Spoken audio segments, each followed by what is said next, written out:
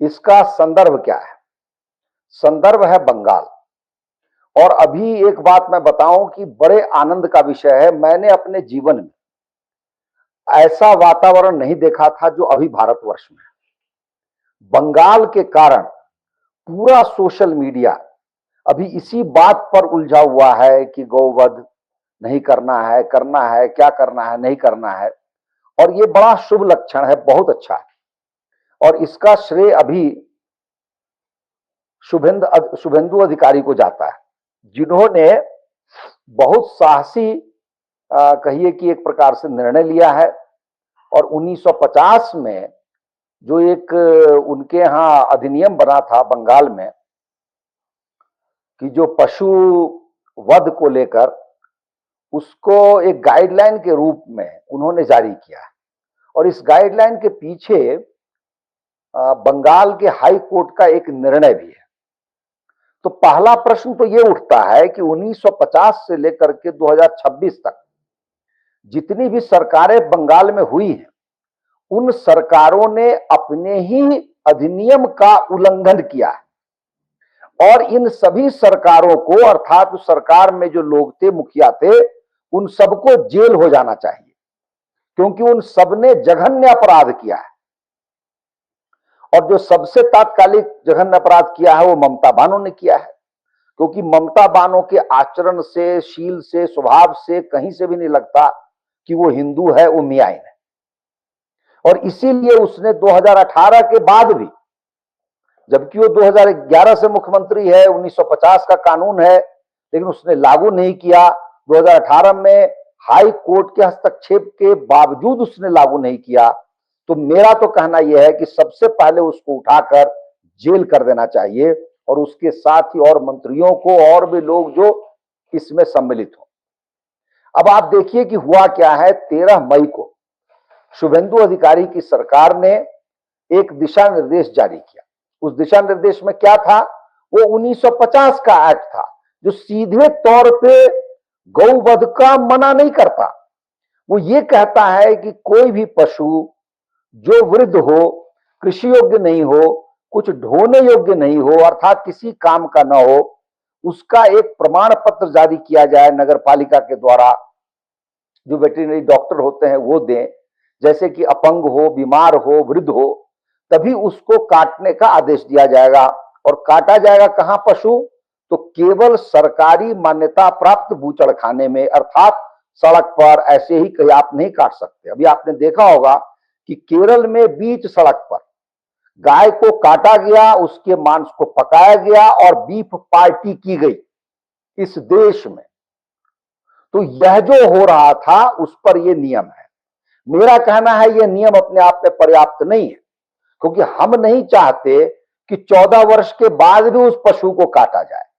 क्यों काटा जाए भाई? आप कौन होते हैं? हमारे यहां है ईश्वर अंश जीव अविनाशी, सब में हम आत्मा देखते हैं, तो हम कैसे काट देंगे उसको? दीदी ने जैसे बताया कि अपने आप को काटने के बराबर है यदि आप किसी पशु को काटते हैं। हमारे यहां पशुपतिनाथ है, जो पशुपति है वो, और नाथ भी हैं। तो इस प्रकार का विचार जिस देश में है, वहां पर बंगाल में कहिए कि दिन दहाड़े गो हत्या हो रही थी। दूसरा, उसी बंगाल से सटा हुआ एक देश है जिसका नाम है बांग्लादेश, जिसमें 17 करोड़ के लगभग मियां रहते हैं। 1 करोड़ हटा दीजिए हिंदू, तो 16 करोड़ मियां रहते हैं। मियां के साथ दिक्कत किया क्या है? यदि वो गाय खाते हैं तो वो ये स्वयं भी पालें तो उनको कम पड़ेगी, को खाने वाले बहुत हैं। तो झारखंड से लेकर के, बंगाल से लेकर और जो सीमावर्ती क्षेत्र हैं, सब तरफ से गायों की तस्करी होती थी। और न केवल बंगाल में गाय काटी जाती थी, बल्कि बंगाल की गाय ही बांग्लादेश में जाकर कटती थी। इसलिए वहां जो चुनौती है शुभेंदु अधिकारी की, वो बहुत बड़ी चुनौती। अब आप देखिए क्या हुआ कि 13 मई को ये जारी हुए दिशा निर्देश, और उसके तुरंत बाद जो लोग हाई कोर्ट पहुंचे हैं, वो हमारे लिए विडंबनापूर्ण स्थिति है। और किसी भी हिंदू का जो है वो रक्त उबल जाएगा। महुआ मित्रा नाम की एक महिला गई, जो सांसद है तृणमूल कांग्रेस की, उसका आप तर्क सुनिए। वो क्या कह रही है, एक हिंदू महिला कह रही है कोर्ट में जाकर कि भाई कुरान के अनुसार 14 वर्ष के बाद तो जो पशु है वो वृद्ध है, हमें तो जवान पशु चाहिए, स्वस्थ चाहिए, हृष्ट पुष्ट पशु चाहिए काटने के लिए। मैं कह रहा हूं कि ये किसी हिंदू के मुंह से ऐसी भाषा या ऐसे शब्द कैसे निकल सकते हैं। तो पहली बात तो मैं मानता हूं कि ऐसे हिंदुओं का बहिष्कार होना चाहिए, जो हमारे शास्त्रों में भी लिखा हुआ है। हमारे शास्त्रों में भी है कि जो गौ के साथ दुर्व्यवहार करता है उसका देश निकाला होना चाहिए, समाज बहिष्कृत होना चाहिए, क्योंकि ये बहुत बड़ा अपराध है। महुआ मित्रा को आप महुआ बानो कहिए, उसको मियाइन कहिए, और क्या ठिकाना कि वो मियाइनी हो, नाम रख लिया हो महुआ, कौन जानता है उसके बारे में। तो वो ये तर्क दे रही थी। उसके बाद देखिए कि एक दूसरा मियां है, वो पहुंच गया कोर्ट। वो मियां जो है उसका नाम है, कोर्ट में पहुंचने वाले मियां का अखरुजमान। और उसका तर्क सुनिए, वो कहता है कि बकरीद के समय भेड़ बकरे बहुत महंगे हो जाते हैं, तो जो गरीब मियां है वो बड़े बड़े जानवर को काटते हैं क्योंकि वो सस्ते होते हैं। हम और आप कल्पना कर सकते हैं, क्या भैंस, क्या गाय, क्या बैल सस्ते होते? ऐसे कुतर्क उन्होंने जाकर के दिए हैं कोर्ट में। और इनके साथ साथ जो कम्युनिस्ट पार्टी है वो भी चली गई कोर्ट में। तो हम लोगों को चाहिए कि इन अभागों का सार्वजनिक रूप से बहिष्कार किया जाए, इनको माना जाए कि ये हिंदू नहीं है।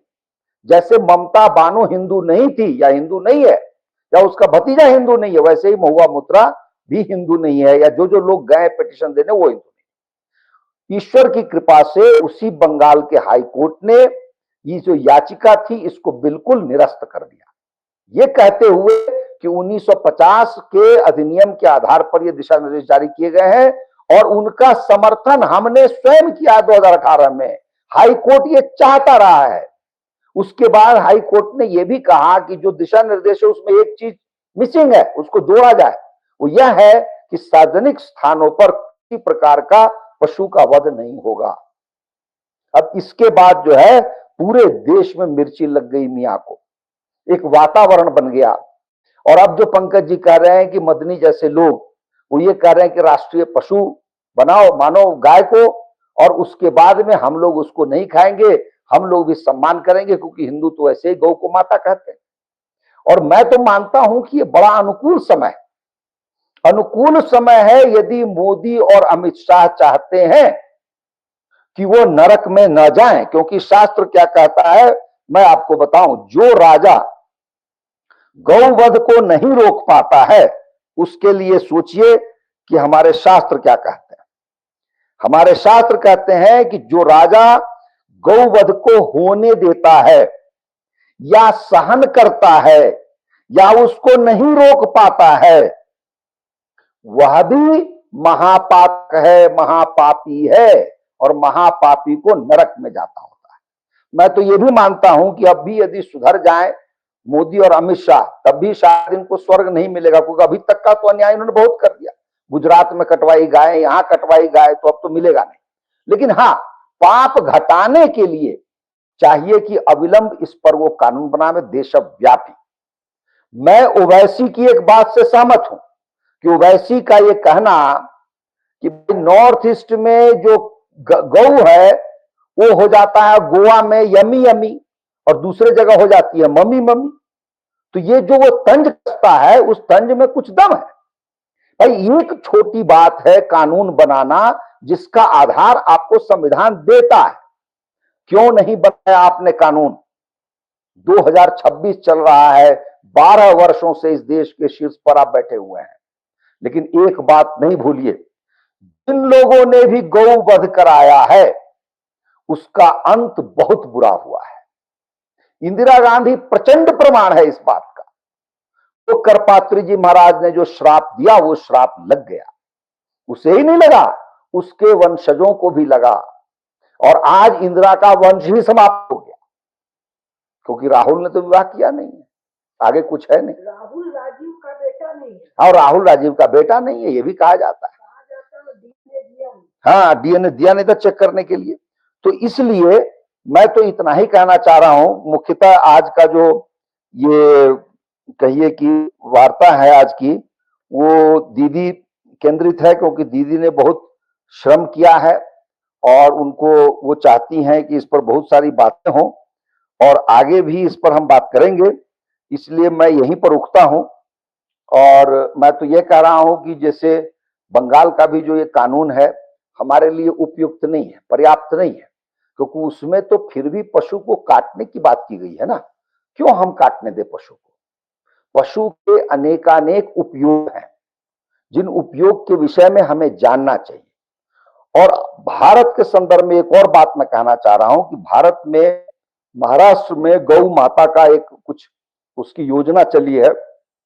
उसमें यह भी चला है कि भाई जो देसी गाय हैं और उसके जो गौ पालक हैं उनको कुछ पैसे मिलेंगे। लेकिन उसमें एक नियम है कि देसी गाय, भाई ये कौन कैसे निर्धारित करेगा कि देसी गाय है, जर्सी गाय है, जो भी है, आप पूरे देश में जो गाय हैं भारतवर्ष में उनको आप प्रश्रय दीजिए, प्रोत्साहन दीजिए। धीरे धीरे आप कहिए कि देसी गायों की संख्या बढ़ाइए तो वो हो सकता है।